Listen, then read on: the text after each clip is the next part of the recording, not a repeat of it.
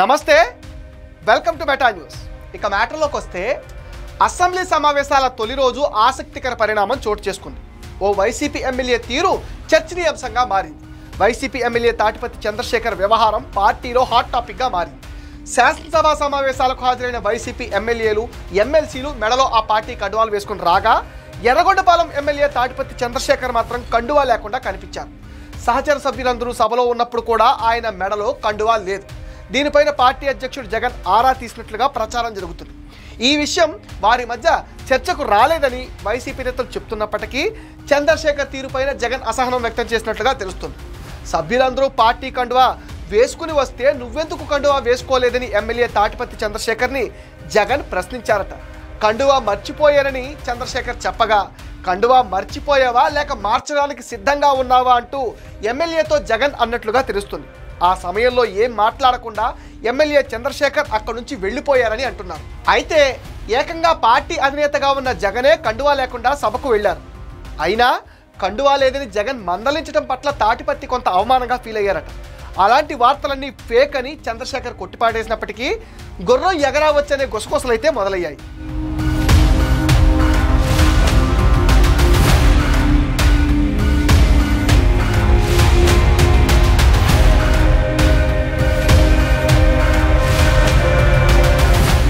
ప్రకాశం జిల్లాలో SC reserved assembly స్థానంలో ఎర్రగొండపాలెంలో వైసీపీకి చెందిన తాటిపత్తి చంద్రశేఖర్ 2024 ఎన్నికల్లో విజయం సాధించారు.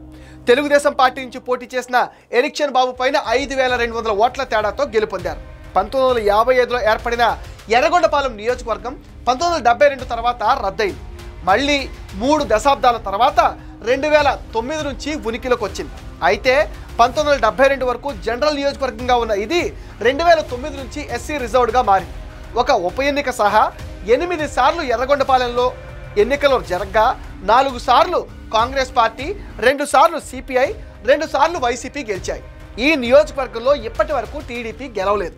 జగన్ క్యాబినెట్లో మంత్రిగా పనిచేసిన ఆదిమూలపు సురేష్ ఈ నియోజకవర్గం నుంచి 2009, 2019 ఎన్నికల్లో 2 సార్లు గెలిచారు. అంతకుముందు 1962, 1967లో పోలా సుబ్బయ్య ఇక్కడ 2 సార్లు గెలిచారు. వీరిద్దరూ మినహా ఈ నియోజకవర్గంలో 2 సార్లు గెలిచిన నేతలు వేరే ఎవరూ లేరు. కూటమి ప్రపంచంలోనూ ఎర్రగొండపాలెం నుంచి గట్టెక్కిన చంద్రశేఖర్ చూపు కూటమి వైపు మళ్ళిందా అనే అనుమానాలనే ఆ పార్టీ అధినేత జగనే కల్పించినట్లయింది.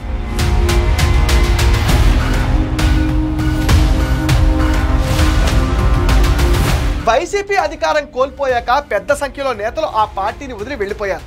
ఎమ్మెల్యేలు అయితే ఇంతవరకు పార్టీ ఫిరాయించలేదు. కానీ ఎమ్మెల్సీలు, ఎంపీలు, మాజీ మంత్రులు, మాజీ ఎమ్మెల్యేలు చాలామంది కూటమి పార్టీలోకి వెళ్ళిపోయారు. జగన్కు అత్యంత సన్నిహితులుగా ఉన్న నేతలు సైతం వెళ్ళిపోయారు. ఒకప్పుడు పార్టీలో నెంబర్ 2గా ఉన్న విజయసాయి రెడ్డి సహా జగన్ బంధువు బాలినేని సైతం వెళ్ళిపోయారు. ఈ నేపథ్యంలో జగన్ సొంత పార్టీ నేతలను విశ్వసించే పరిస్థితి కూడా కనిపించడం లేదు.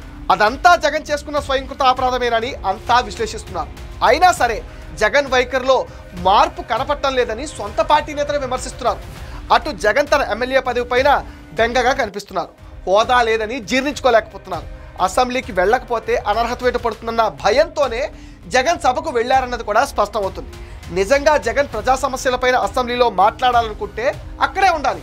కానీ జగన్ సహా 11 మంది వైసీపీ ఎమ్మెల్యేలు బడ్జెట్ సమావేశాల తొలి రోజు పట్టుమని 11 నిమిషాలు కూడా గవర్నర్ ప్రసంగాన్ని ఆలకించలేదు. అలా వచ్చి ఇలా వాకౌట్ చేసి వెళ్ళిపోయారు. ఈ పరిణామాలను ప్రజలు ఆసక్తిగా గమనిస్తున్నారు. అటు వైసీపీ ఎమ్మెల్యేలో కొందరు జగన్ తీరుపైన గుర్రుగా ఉన్నారు. తమను అసెంబ్లీలోకి వెళ్లనివ్వకుండా కట్టడి చేస్తున్నారనే ఆగ్రహంతో ఎమ్మెల్యేలు ఉన్నారు.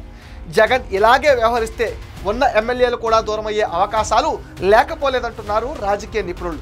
ఇది మెటా న్యూస్ అప్డేట్. ఈ వీడియో పైన మీ విలువైన ఒపీనియన్ని కామెంట్స్ సెక్షన్లో పోస్ట్ చేయడం మర్చిపోద్దు.